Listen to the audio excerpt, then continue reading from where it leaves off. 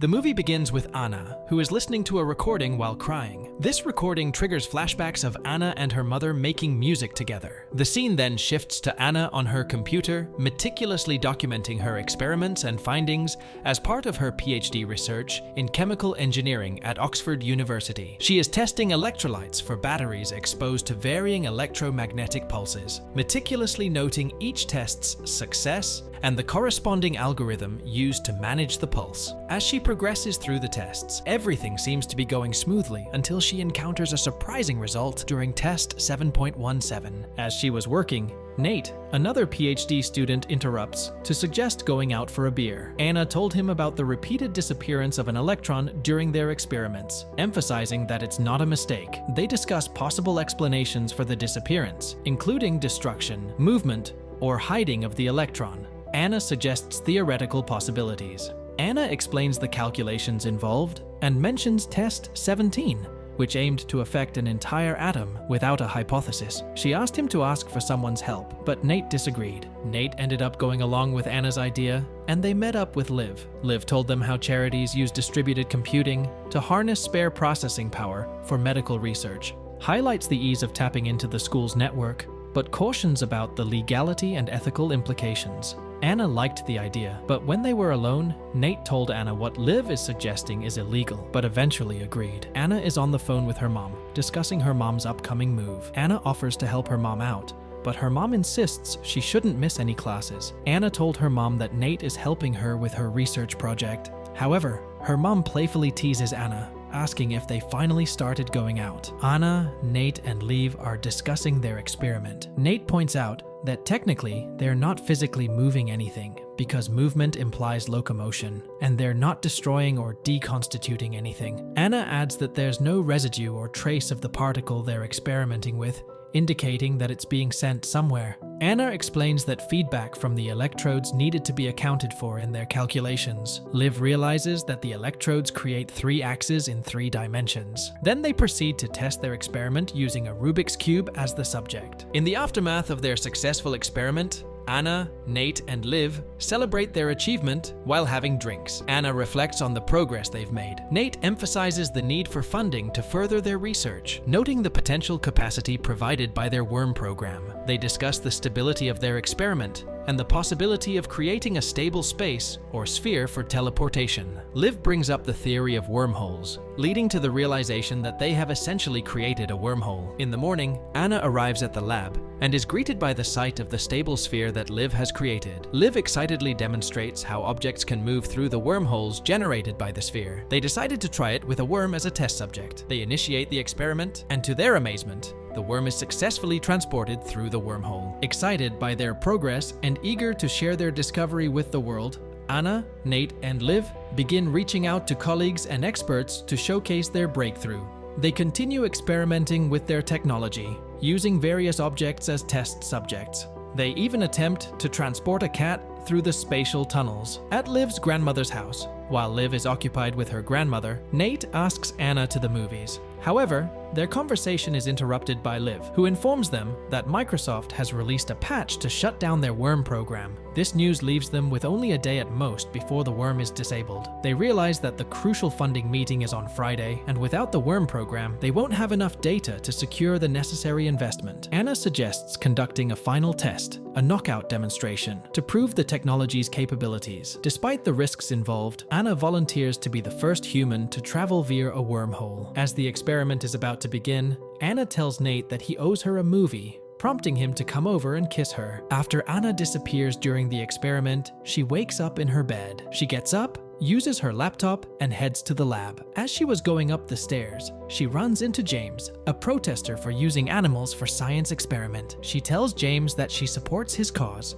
but she's not feeling too well and goes up. In the lab, she finds Liv and Nate working. Anna doesn't remember the events of the past few days. Liv and Nate inform her that they've lost all of their capacity and are back to square one. They explain that their project is currently mothballed but they still have computer models and can run analytic tests on the server until they secure funding. Anna asks if everything went okay during the experiment, and Nate reassures her. In her house, Anna encounters a mysterious person wearing an ape-looking mask. A physical altercation ensues between them, leading to both of them crashing through a window. The person quickly begins to flee, prompting Anna to pursue them.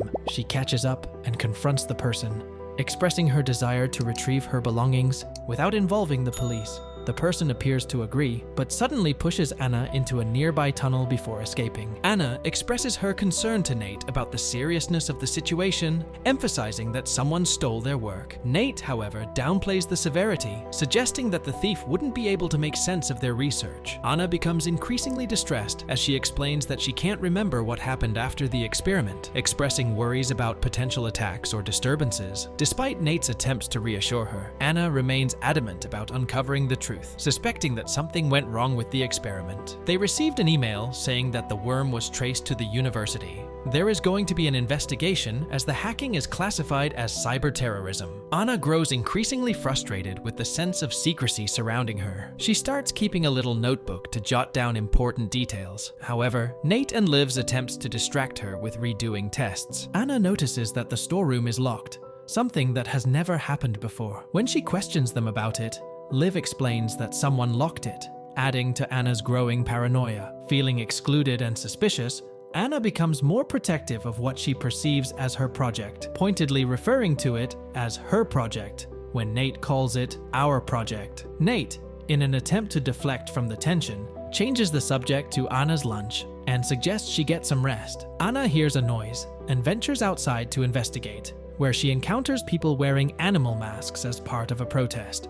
As Anna tries to ask about the masks, she is met with accusations of being a murderer. Among them, she notices a person wearing an ape mask, but there were other people wearing an ape mask. Later, Anna encounters James once again, who confronts her about her experiments without any knowledge of what actually occurs in the lab. He assumes that animals are being subjected to experimentation and threatens Anna, unaware of the true nature of her work. In the night, Anna decided to break into the lab. She tried to open the storeroom, but it was locked. She follows a wire and finds the weighing scale. Nate called to check up on her and asked if they could have dinner. He told her to write it down so that she won't forget it. Anna and Nate meet up for dinner, and Anna confronts Nate about her concerns. She asks him what's happening, expressing frustration and a sense of urgency. Nate initially deflects and tries to downplay the situation, but Anna persists, telling him not to make things difficult. She shares her worries about her faulty memory and suggests seeing a doctor, but Nate insists she already has an MRI scan scheduled. Nate asks Anna to write down their conversation,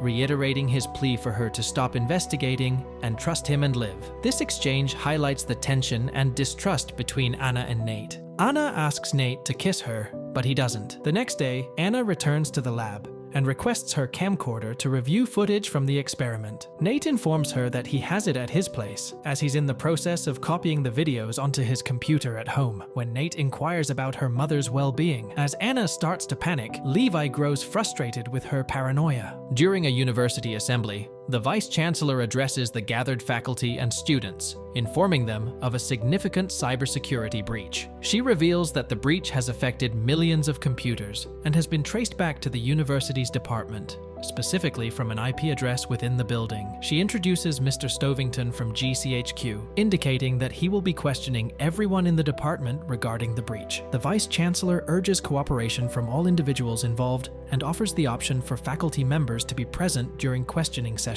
As Anna, Nate, and Lev are discussing about not getting caught, Anna expresses paranoia about her work being stolen and demands to know where the patents are filed and in whose name. Nate reassures her that the patents are filed under her name, but Anna becomes increasingly agitated, feeling like they're hiding something from her. Nate and Liv try to calm Anna light down, but she becomes more erratic. Anna calls her mom, who jokingly remarks, "Twice in a day, lucky me." Surprised, Anna asks if they had spoken earlier that day, to which her mom confirms they did. Her mom then mentions that Anna had instructed her to only speak to her if she provided a password, but Anna has no recollection of such a conversation or password. Anna once again confronted Nate and Levi. They admitted that something is wrong, but they don't know what exactly that is. She gets a maintenance guy to open the storeroom. The maintenance guy shows up, and tells her that he has already given a key before. Levi got angry with Anna for calling a random person to their lab. Anna angrily leaves the lab too. Outside, she's followed and taken in for questioning by Stovington.